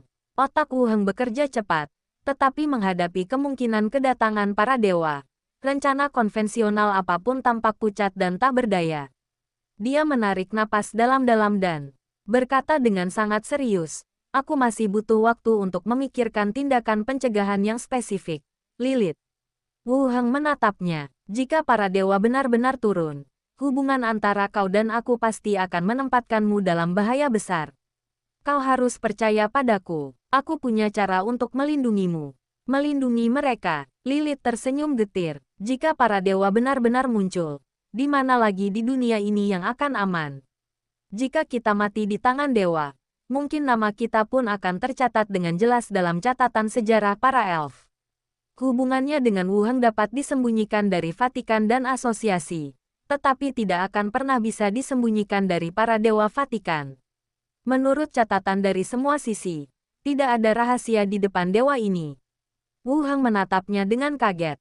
Ia tak menyangka wanita itu lebih berpikiran terbuka daripada yang ia kira, bahkan dengan ketenangan yang tampak putus asa. Dia meletakkan tangannya di bahunya dan menatapnya dengan mata membara. Aku tidak bercanda, aku sudah menyiapkan rencana cadangan. Percayalah. Kalaupun dia benar-benar datang, kita mungkin tidak akan mati. Lilith mengerutkan kening padanya. Meskipun jauh di lubuk hatinya dia masih sulit mempercayai bahwa ada sesuatu yang bisa melawan dewa sejati. Dia akhirnya mengangguk perlahan. Baiklah, aku akan mendengarkanmu. Wu Heng berkata, kamu kembali dulu dan stabilkan asosiasi. Aku juga butuh waktu untuk berpikir. Ya, Lilith berdiri, menenangkan dirinya, dan berjalan keluar. Saat memasuki ruang tamu, Xiao Xiao menjulurkan kepalanya dari balik sofa. Sudah selesai ngobrolnya, Kak. Mau keluar main? Lilith menarik napas dalam-dalam dan berusaha menenangkan nadanya. Kita tidak usah ke kasino malam ini. Ayo main game di tempatku. Baiklah. Baiklah. Xiao Xiao menyetujui dengan gembira. Dan keduanya meninggalkan rumah pemilik pulau bersama-sama. Di aula samping, Wu Heng berdiri sendirian dan berpikir sejenak sebelum berjalan keluar dari aula samping. Dia menyapa gadis-gadis di rumah dan berjalan ke atas. Kembali ke ruang belajar, Glenda segera menyadari ada sesuatu yang salah dengannya. Jadi dia mendekat dan bertanya, apa yang terjadi? Kita semua mungkin salah perhitungan. Para dewa mungkin benar-benar datang, kata Wu Heng dengan suara serius. Cepat-cepat mengulangi informasi yang dibawa oleh Lilith dan kesimpulannya sendiri. Atmosfer dalam ruang kerja langsung turun ke titik beku. Ekspresi ketiga hantu itu menjadi sangat serius. Jika itu hanya kematian seorang mata-mata biasa, itu mungkin dijelaskan sebagai kecelakaan, atau sebagai pembunuhan yang dilakukan oleh Vatikan karena marah. Namun orang yang meninggal adalah seorang diaken asosiasi, dan itu terjadi di tengah penolakan jelas Vatikan terhadap usulan rekonsiliasi Wu Heng. Ini cukup untuk menunjukkan bahwa tahta suci sedang melaksanakan rencana yang mereka yakini cukup untuk menghancurkan Wu Heng dan bahkan seluruh asosiasi. Melihat seluruh dunia, hanya ada satu kemungkinan yang dapat memberikan tahta suci keyakinan yang begitu mutlak. Intervensi ilahi. Tidak ada penjelasan lain selain ini. Sekalipun tahta suci dapat membina 4 atau bahkan 8 orang suci yang heroik lagi, ia tidak akan pernah berani melenyapkan mata-mata senior asosiasi itu dengan begitu tegas dan memperlihatkan sikap terpecah belah. Kenapa sekarang? Nada bicara Benny penuh dengan keengganan. Jelaslah. Iman sudah cukup segera. Waktunya tinggal sedikit lagi. Wu Heng tanpa sadar melirik panel atributnya. Iman, 42.975 per 50.000. Masih ada sekitar 7.000 lagi. Beri dia waktu beberapa bulan lagi. Glenda memaksa dirinya untuk tenang dan bertanya, apa yang akan kamu lakukan? Jika para dewa tak mampu mengalahkan kita, kita bisa bersembunyi di dunia zombie. Paling buruk, kita bisa menerobos dan menjadi pahlawan, lalu melawan balik ketika kekuatan kita memungkinkan. Jawab Wu Heng, ini adalah retret yang telah diatur sejak lama. Bagaimana dengan Mini dan yang lainnya? Tanya permaisuri segera. Bawa mereka semua pergi. Jangan tinggalkan satu pun, kata Wu Heng langsung. Ia selalu merahasiakan kunci perunggu itu, dan bahkan mengungkapkan sedikit kepada orang-orang di sekitarnya, hanya untuk mempersiapkan hari itu. Itulah cara terakhirnya untuk menyelamatkan hidupnya. Gunakan itu sebagai pilihan terakhir untuk menyelamatkan hidup Anda. Tentu saja, ini juga termasuk kerabat perempuannya. Dalam hal ini, saya rasa kita harus mentransfernya terlebih dahulu agar ketika pihak lain mengambil tindakan, kita tidak punya waktu untuk bereaksi, kata Ratu dengan serius. Wu Heng mengangguk. Baiklah, aku akan meramal terlebih dahulu, lalu aku akan mengambilnya. Bagaimanapun, dia masih berpegang pada secercah harapan terakhir dan mengeluarkan cangkang kura-kura langka itu. Aku diam-diam berpikir dalam hati, bertanya tentang tindakan yang hendak dilancarkan tahta suci terhadapku. Kemudian, ia menggoyangkan cangkang kura-kura itu pelan-pelan, dan koin-koin tembaga di dalamnya pun berdenting. Patah, 3 koin kuno jatuh ke tanah, semuanya dengan bagian belakangnya menghadap ke atas. Daerah. Pupil mata Wu Heng tiba-tiba mengecil, dan hawa dingin langsung menjalar ke seluruh tubuhnya. Dengan kebugaran fisik dan kekuatannya saat ini yang melebihi 100, mustahil bagi musuh setingkat pahlawan untuk memberinya heksagram semacam ini. Satu-satunya penjelasan adalah bahwa ancaman yang akan datang jauh lebih kuat daripada para pahlawan. Wajah ketiga hantu itu berubah jelek dalam sekejap, dan terdengar suara jarum jatuh di ruang kerja. Wajah Wu Heng memucat. Tanpa berkata apa-apa, ia memasukkan kembali koin tembaga itu ke dalam cangkang kura-kura dan mengocoknya lagi dengan keras. Bergumam dalam hati, apakah orang ini datang dari Dewa Tahta Suci? Namun, kali ini, koin-koin tembaga di dalam cangkang kura-kura itu seolah tersegel rapat oleh kekuatan tak kasat mata. Sekeras apapun ia mengocoknya, tak satu pun koin tembaga yang bisa jatuh. Tidak dapat memprediksi. Fakta bahwa hal itu tidak mungkin dihitung menunjukkan banyak hal. Orang yang hendak membahayakan dirinya sendiri statusnya sudah melampaui batas yang dapat dideteksi oleh benda aneh ini. Wu Heng membanting cangkang kura-kura ke atas meja, dan semua harapannya hancur total. Dia tiba-tiba berbalik dan melangkah menuruni tangga sambil berbicara. Benny, segera temukan Xiao Xiao dan Lilith, Permaisuri. Mohon beritahu si Gui, si Yali, dan semua pendeta inti sekte Lingqi di pulau ini untuk berkumpul di rumah Tuan Pulau. Glenda, pergi cari Letili. Ketiga hantu itu mengangguk dan pergi melalui tembok. Wu Heng berjalan menuruni tangga dengan cepat. Para wanita yang tengah mengobrol dan tertawa semuanya mendongak. Ketika dia melihat ekspresi di wajahnya, senyumnya langsung membeku. Sanela mengerutkan kening dan bertanya, Wu Heng, apa yang terjadi? Seluruh ruang tamu menjadi hening. Mata semua orang tertuju padanya. Dan perasaan tertekan seolah-olah badai akan datang menyelimuti semua orang. Kuil, puluhan ribu umat beriman bersujud di alun-alun, jalan, dan setiap sudut kota bagai air pasang. Dahi mereka menempel ke tanah, dan tubuh mereka sedikit gemetar karena takjub. Doa-doa yang rendah dan fanatik itu menyatu dalam dengungan yang terus-menerus, memenuhi seluruh gereja, dan pada saat yang sama berkumpul di atas kepala, mengalir menuju kuil. Di atas kuil, langit berubah aneh. Cahaya yang menyilaukan itu menembus awan, menyelimuti seluruh area dengan cemerlang. Itu seperti cahaya ilahi yang nyata tercurah, membawa serta kekuatan yang menggetarkan jiwa dan kekuatan ilahi yang besar. Di atas altar di tengah kuil, ruang mulai terdistorsi dan berfluktuasi. Kecemerlangan tak berujung melonjak keluar dari kehampaan, dengan cepat terkondensasi dan terkompresi, dan akhirnya berubah menjadi seberkas cahaya keemasan yang sangat murni dan menyala-nyala. Mencakup semuanya, di bawah sorotan cahaya, sosok yang tinggi dan agung perlahan-lahan mengeras. Sosok itu tidak datang selangkah demi selangkah, tetapi muncul seolah-olah melompat. Rune hukum mengelilingi tubuhnya, dan setiap inci kulitnya serta setiap helai pakaiannya tampak terbuat dari cahaya paling murni dan kekuatan tertinggi. Wajahnya diselimuti cahaya, dan orang hanya bisa samar-samar merasakan tatapan keagungan mutlak dan ketidakpedulian mutlak yang berada di luar pemahaman makhluk biasa. Paus, berlutut di hadapan semua orang, membenamkan kepalanya dalam-dalam ke tanah yang dingin dan berteriak dengan suara gemetar karena kegembiraan dan kekaguman yang amat besar, "Selamat datang Bapa Suci." Makhluk di dalam cahaya itu tidak bergerak sama sekali. Sebuah suara acuh tak acuh terdengar, "Bicaralah." Tubuh Paus bergetar hebat, dan ia menjawab dengan suara yang bahkan lebih rendah hati. Suaranya masih diwarnai air mata dan tuduhan. Bapa Suci yang agung, para penghujat telah bangkit, menodai kemuliaanmu, merampas imanmu, dan menginjak-injak keagungan tahta suci. Kami tak berdaya, tak mampu memurnikan kejahatan ini. Kami hanya bisa memohon kuasa ilahimu yang maha tinggi untuk turun atas kami demi penghakiman dan membersihkan dunia dari kekotoran. Bab 1090 memberimu kesempatan.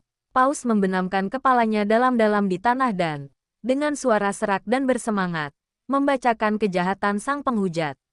Setelah pernyataan selesai, keheningan singkat yang menyesakkan menyelimuti seluruh aula. Tiba-tiba, cahaya suci di altar meledak menjadi ledakan yang berkobar.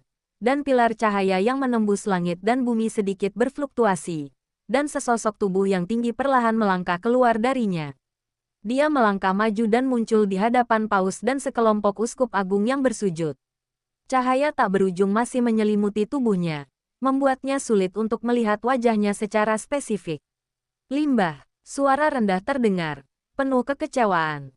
Roh itu bahkan tidak melihat ke arah Paus, tetapi hanya melambaikan tangannya dengan santai. Dalam sekejap, gambaran dalam ingatan Paus bagaikan film yang diambil secara paksa, tiba-tiba diproyeksikan ke udara, berkelebat cepat. Kemuliaan tahta suci, perebutan kekuasaan internalnya, dan negosiasinya dengan berbagai kekuatan. Ketika gambar yang berkaitan dengan Treasure Island dan Wu Heng muncul di layar, kecepatan kedipan tiba-tiba melambat, dan setiap kejadian diputar dan diperiksa secara detail. Kemudian, gambar dipercepat lagi hingga konten asosiasi muncul, dan kecepatannya melambat lagi. Ketika semua kenangan itu surut bagai air pasang, Tatapan acuh tak acuh akhirnya tertuju pada paus yang hampir roboh ke tanah. Asosiasi, Wu Heng, bagaimana mereka bisa membawa tahta suci ke titik ini? Suara Tuhan masih tenang, tetapi kali ini dipenuhi dengan kemarahan.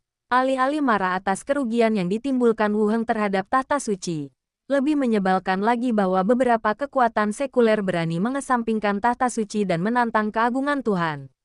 Bahkan bertahan hingga ratusan tahun. Kekuatan ilahi yang agung tiba-tiba meningkat, seperti gunung raksasa tak terlihat yang menekan. Gelombang, paus mengerang kesakitan.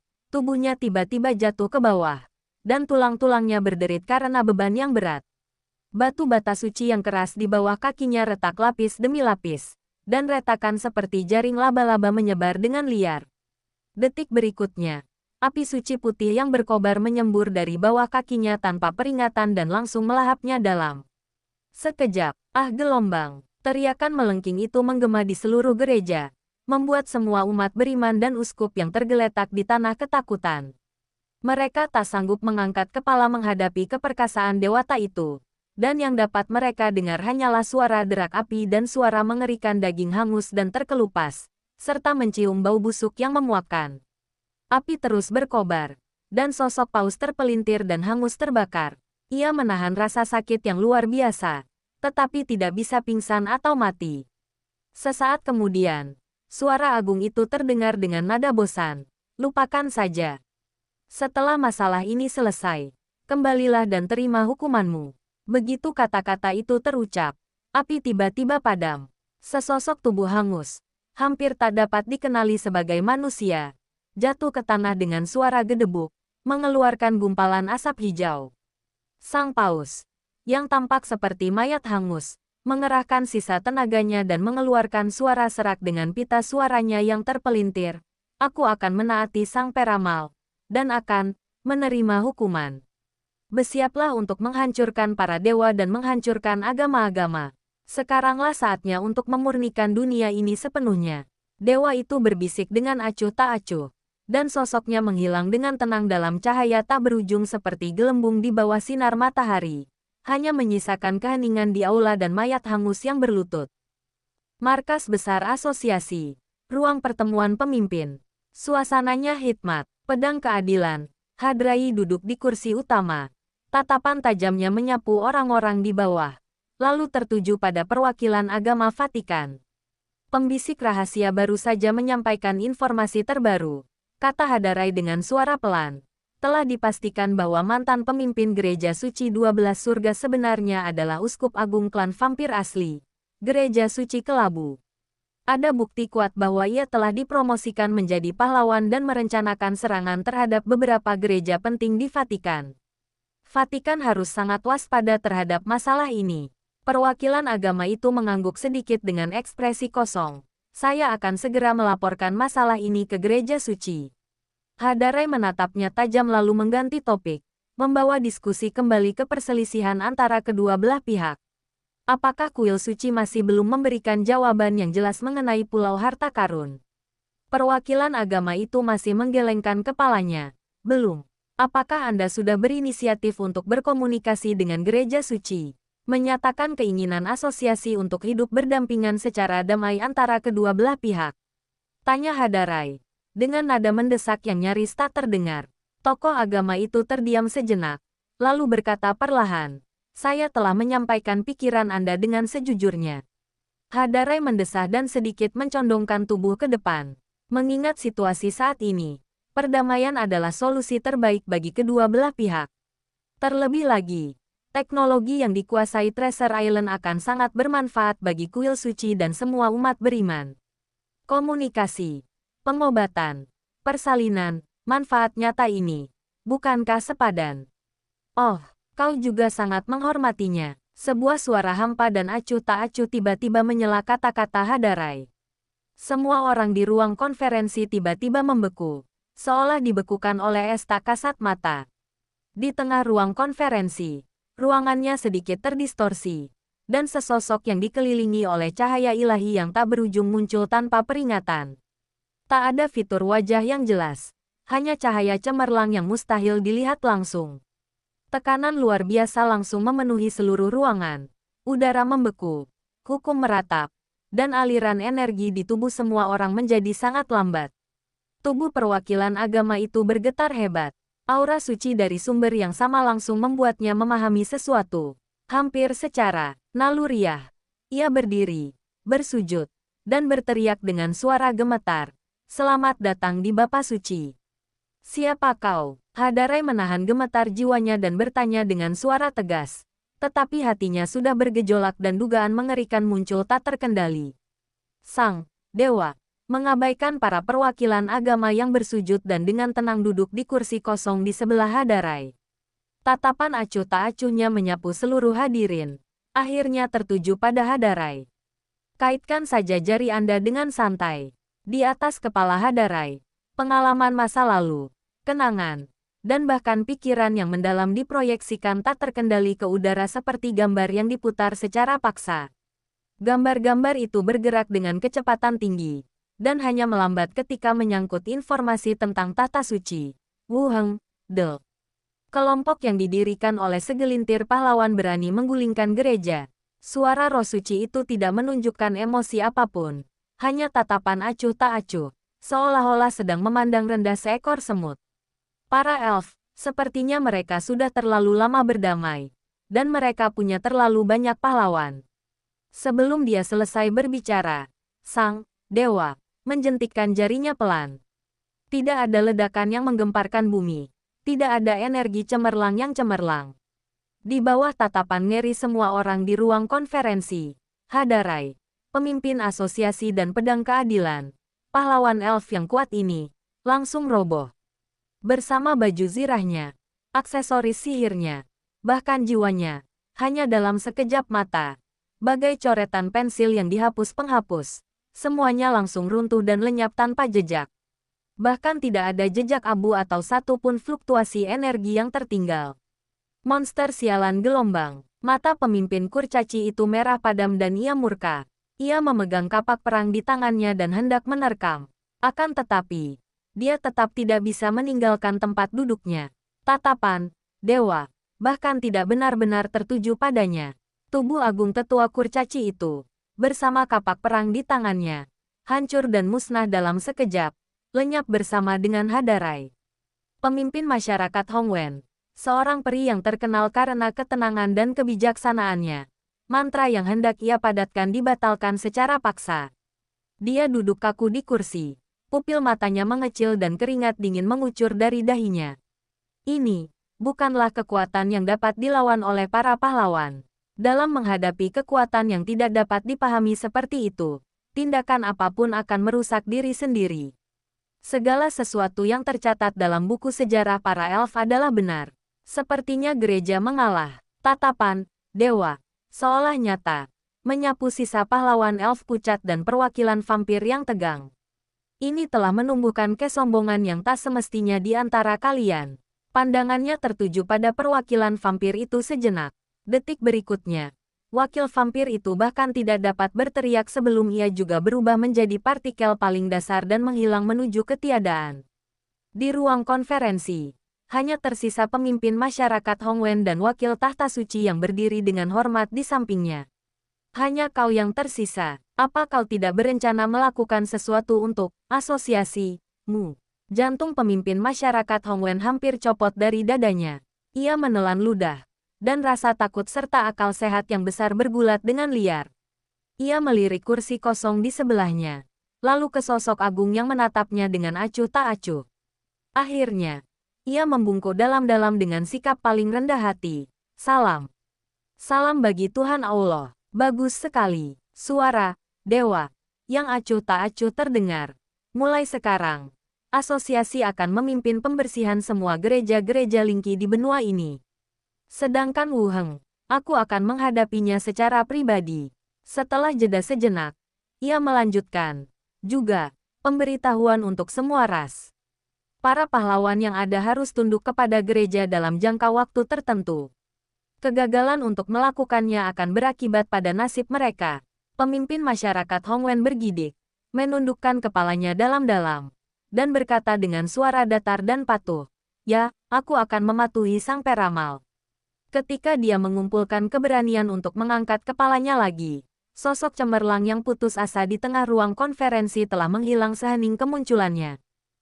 Treasure Island, rumah besar pemilik pulau. Setelah mengatur agar semua orang berlindung di gerbang batas, Wu Heng merasa sedikit lebih rileks. Ia naik ke atas dan mendorong pintu kayu ruang kerja. Saat pintu terbuka, pupil matanya tiba-tiba mengecil. Di dalam ruang belajar yang remang-remang, sesosok tubuh yang diliputi cahaya ilahi yang samar-samar tengah duduk dengan tenang di kursi bersandaran tinggi yang biasa ia duduki.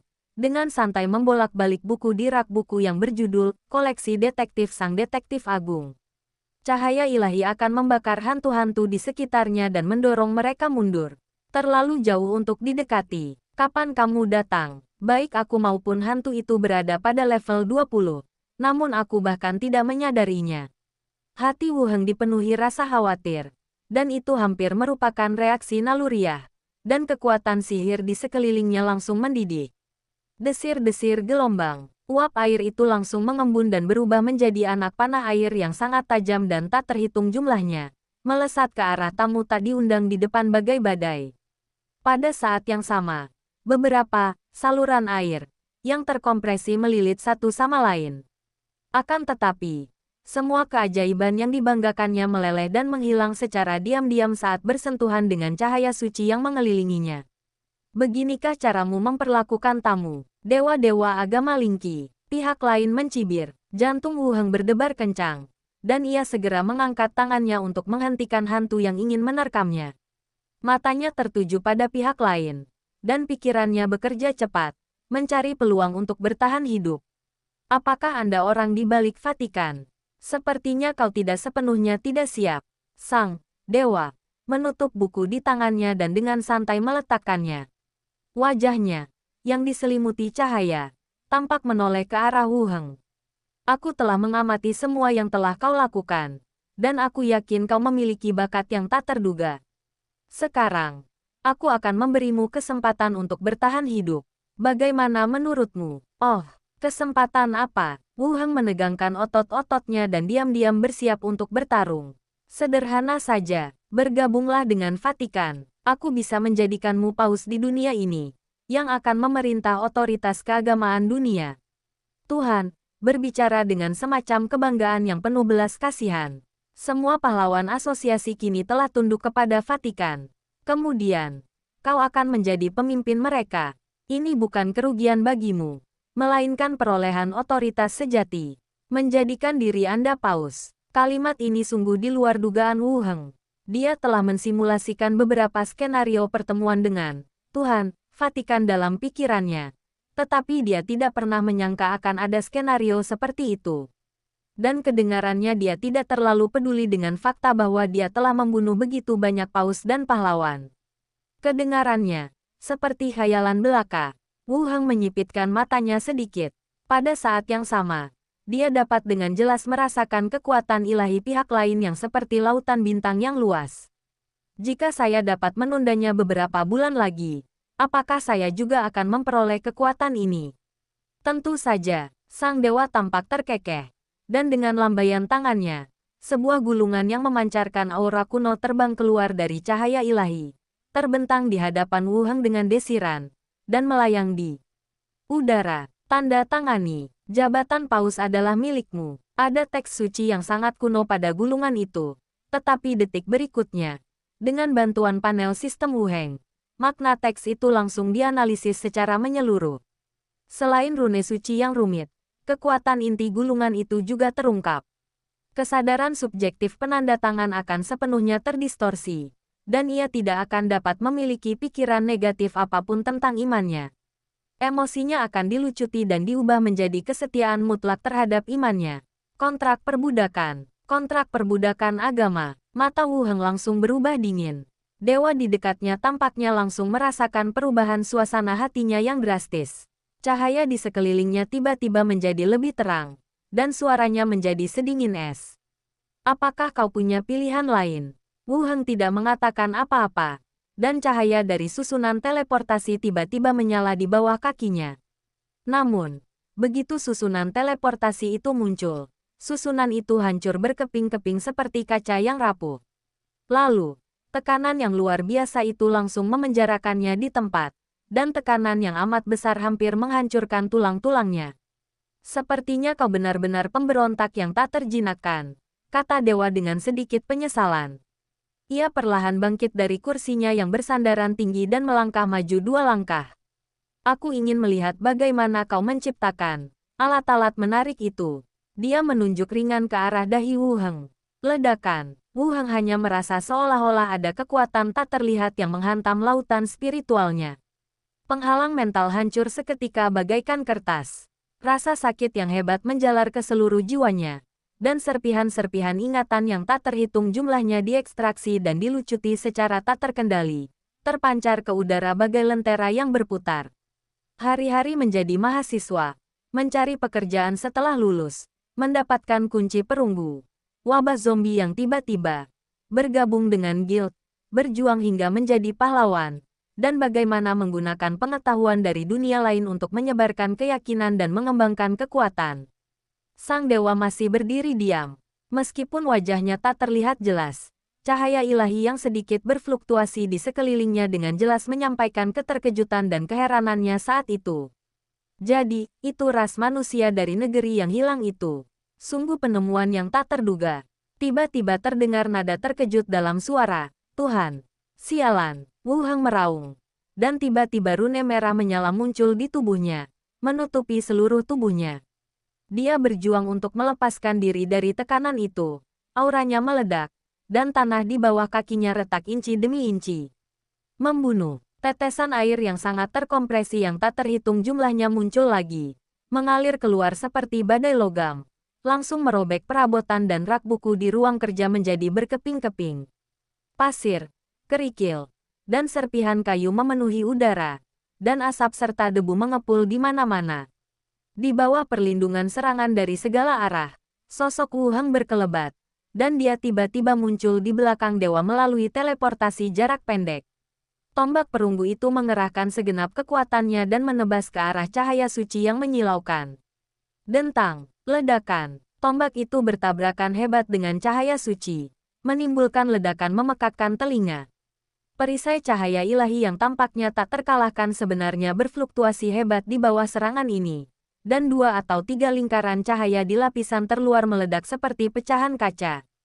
Cahaya di sekitar dewa itu tampak stagnan. Dan sedikit kejutan tersirat dalam suaranya. Kau memberiku semakin banyak kejutan. Omong kosong. Wu Heng terus menyerang. Tombaknya berputar, dan energi di tubuhnya dicurahkan dengan liar tanpa henti. Sihir, kekuatan fisik, semua yang bisa digunakan meledak. Seluruh ruang belajar langsung berubah menjadi pusat badai energi. Dia mengeluarkan semua kartu truf yang telah disiapkannya dan gaya bertarungnya yang mematikan sekaligus. Semua ini memang menciptakan kebuntuan singkat dengan dewa ini. Kau benar-benar tidak bisa ditahan. Suara, Tuhan, terdengar sangat dingin. Saat cahaya ilahi menyapu dirinya, dia mengangkat tangannya lagi dan menjentikkan jarinya dengan ringan ke arah Wu Heng. Pupil Wu Heng mengecil seperti jarum, dan armor sisik martir meledak menjadi cahaya, dan sisik seputih salju itu pecah dan hancur berkeping-keping. Efek substitusi langsung dipicu, lalu dilenyapkan oleh kekuatan yang lebih dahsyat di saat yang sama. Dia bahkan tidak bisa bereaksi dan merasa seakan-akan eksistensinya akan musnah sepenuhnya oleh jari ini. Ledakan. Tubuhnya seperti dipukul oleh palu seberat 10.000 ton. Dan dia terlempar mundur, menghantam dinding ruang belajar, dengan puing-puing dan debu memenuhi udara. Aku telah memberimu kesempatan. Suara Tuhan menembus asap dan debu bagaikan nyanyian Buddha yang mengancam jiwa. Dia mengangkat tangannya lagi dan mengarahkan jarinya ke arah lokasi Wu Heng. Wu Heng berjuang keras untuk berdiri dari reruntuhan. Tubuhnya berlumuran darah. Sisik-sisiknya hancur. Tetapi matanya tetap cerah saat ia berteriak pada hantu-hantu yang gelisah yang menyerbu ke arahnya. Pergi. Kalian bukan tandinganku. Pada saat yang sama, dia tiba-tiba mengeluarkan remote kontrol hitam dan menekan tombol merah sebelum jari kedua pihak lainnya keluar. Ayo, selesaikan permainan ini bersama-sama. Suatu kekuatan dahsyat menelannya. Tubuh Wu Heng dan bahkan jiwanya hancur total oleh pukulan ini. Akan tetapi, pada saat yang sama tubuhnya hancur. Jauh di pangkalan militer Pulau Koktail, kamp militer kerangka kerajaan Yeko, dan pinggiran kota Rentam, satu demi satu peluncur rudal yang telah dipersiapkan sejak lama tiba-tiba mulai beroperasi. Di tengah gemuruh yang memekakkan telinga, puluhan rudal balistik menyeret api yang berkobar, merobek langit. Serangan terakhir dilancarkan terhadap katedral dan semua lokasi inti tahta suci. Wu Heng menghilang sepenuhnya. Ruang belajar itu berangsur-angsur menjadi sunyi. Hanya terdengar asap dan bau terbakar setelah pemusnahan. Sang dewa masih diselimuti cahaya. Tatapannya yang acuh tak acuh menyapu pemandangan yang berantakan. Akhirnya mendarat di cincin angkasa yang tak mencolok di tanah. Cincin itu berkelebat sedikit dan jatuh ke tangan dewa. Kesadaran spiritual menyelidiki ruang internal cincin tersebut. Bahan-bahan ajaib, ramuan, koin emas, dan berbagai benda aneh semuanya bertumpuk di tanah, dan matanya tertuju pada 3 kunci. Aku mengambilnya satu persatu dan memeriksanya, tetapi aku masih tidak dapat menemukan yang kulihat dalam ingatanku. Semut bersembunyi dengan sangat baik. Tak ada emosi dalam suara hampa itu. Hanya sedikit rasa dingin karena tak dipatuhi makhluk rendahan. Pada saat ini, suara langkah kaki yang bising terdengar di luar rumah pemilik pulau. Sejumlah besar penjaga dan anggota asosiasi berkumpul di sini. Sang dewa melirik dengan santai, dan dalam sekejap, semua orang yang berkumpul jatuh ke tanah dan mati.